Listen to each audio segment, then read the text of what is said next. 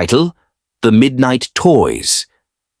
It was just past midnight when Emma, a young girl of 10, heard the faintest noise coming from her room. At first she thought it was nothing, just the house settling or the wind rustling outside. But then she heard it again, the soft clink of something small hitting the floor. She lay perfectly still in bed, her eyes wide, heart racing. She was alone. Her parents were in the next room, sleeping soundly. Slowly, she turned her head toward the corner of her room, where her toy collection was neatly arranged. Her stuffed animals, dolls, and action figures were all there, just as she'd left them earlier that evening. But now something felt off. The wind howled louder outside. Then she heard it again. Clink, clink, clink. With a deep breath, she slipped out of bed and tiptoed toward the sound. When she reached the corner, she froze. All of her toys were still in place. But there, in the center of the floor, was a single toy soldier. It wasn't one of hers, but it looked familiar, an old one that her mom had told her never to touch.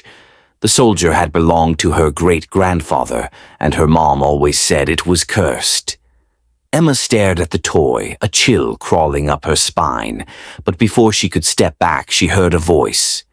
"Come play with us." The voice was faint but clear, as if coming from the toys themselves. She turned her head in confusion. One by one, her toys began to move, slowly at first, then faster. The dolls' eyes blinked, the stuffed animals' mouths twitched. The action figures began to march across the floor. "Come play with us," the voice repeated. Terrified, Emma bolted for the door. She grabbed the handle, but it wouldn't budge. She looked back, her heart pounding as the toys in her room swarmed together, moving in unison, like an army of restless souls. The toy soldier, the one that wasn't hers, turned its head and whispered one last command. "You'll never leave." With a final scream, Emma woke up, her blankets soaked in sweat. She was in her bed, safe and sound. It had been just a nightmare, or so she thought. Her eyes darted to the corner of her room. There, in the middle of the floor, stood the toy soldier. But this time it wasn't alone. The entire toy collection was there, lined up, facing her.